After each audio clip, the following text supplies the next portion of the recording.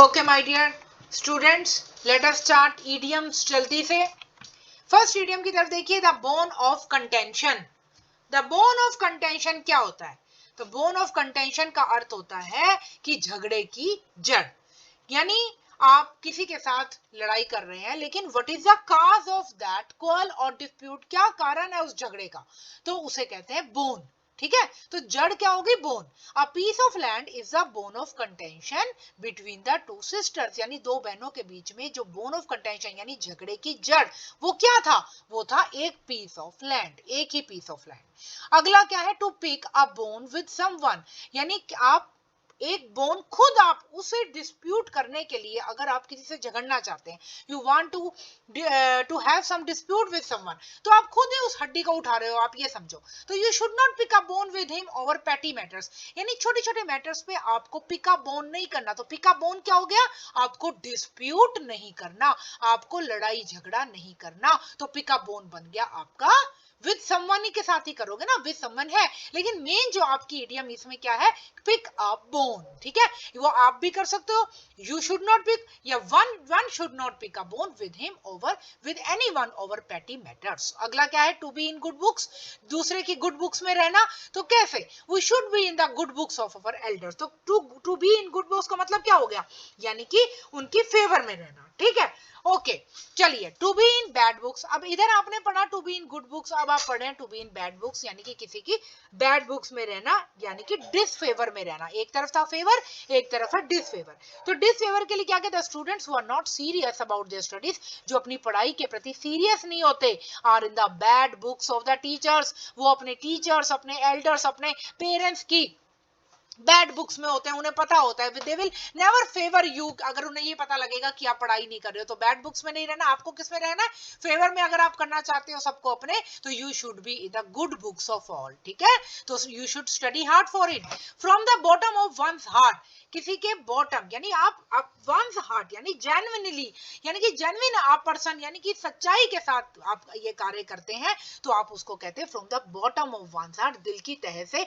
We should thank the persons who help us in need, जो हमें जरूरत में साथ देते हैं, from the bottom of our heart, हमारे दिल से, यानी अपने तहे दिल से वो आपका साथ देते हैं, तो तब आपको उनका थैंकफुल ऑलवेज होना चाहिए। ठीक है, चलिए उसके बाद आता है बाय लीव्स एंड बाउंड्स। ये आपने कई बार सुना है, बाय लीव्स एंड बाउंड्स, इसका मतलब होता है बहुत जल्दी से, रैपिडली। तो my brothers business is picking up, यानी आगे बढ़ रहा है, बाय लीव्स एंड बाउंड्स, और रैपिडली होता है। ठीक है, bread and butter, bread and butter क्या होता है? लाइवलीहुड, यानी आप किस तरीके से जिंदा रहते हैं, उसे ब्रेड एंड बटर कहते हैं। Most Indians find it difficult, कई भारतीय इसे डिफिकल्ट मानते हैं, even to earn their bread and butter, अपनी जीविका, लाइवलीहुड क्या होता है? अपनी जीविका कमाना भी उनके लिए मुश्किल होता है।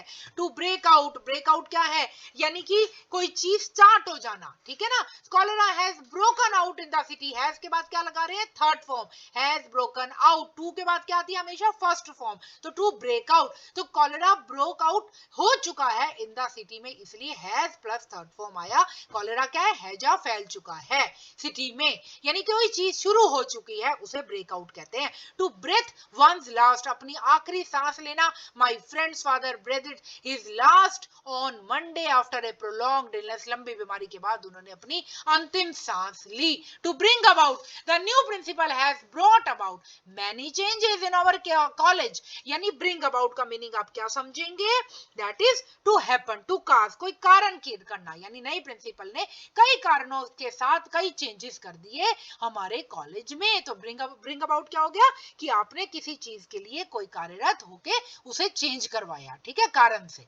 चलिए नेक्स्ट के ऊपर आते हैं, to bring down the house. To bring down the house क्या होता है? टू ड्रॉ अप्लॉज, यानी जैसे हर wonderful performance in the show brought down the house, यानी पूरा अप्लॉज का कारण बन गया, पूरे पूरे पूरे पूरे में वंडरफुल परफॉर्मेंस थी क्योंकि उसकी, तो जो शो था वो तालियों से गूंज उठा। तो ब्रिंग डाउन द हाउस। ठीक है, उसके बाद कह रहा है कि bull in a China shop, क्या मीनिंग होगा? इसका मतलब होता है रूथलेस डिस्ट्रॉयर, यानी कि अब आप ये देखिए जो कि उसको अब बोल लेना China shop does not last long, यानी कि वो जो डिस्ट्रॉयर था वो लास्ट लॉन्ग यानी कि लंबे समय तक उसके अंदर नहीं रहा।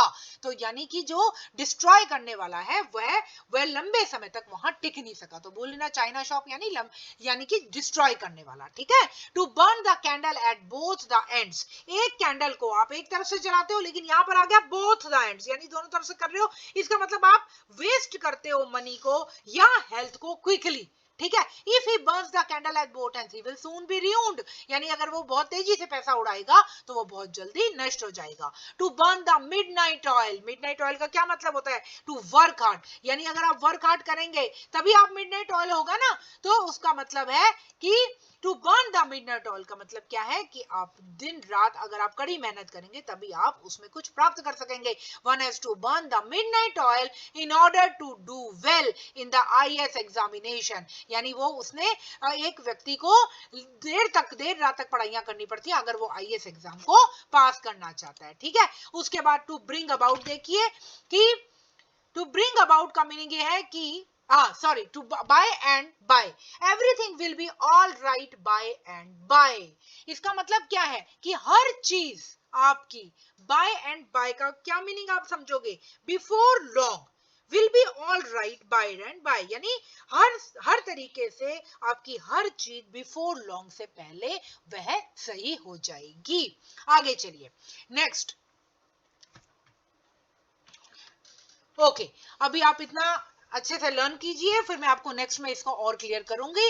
आगे आगे पढ़ते रहेंगे, तब तक के लिए thank you and let it be subscribe and share as much as you can. Okay.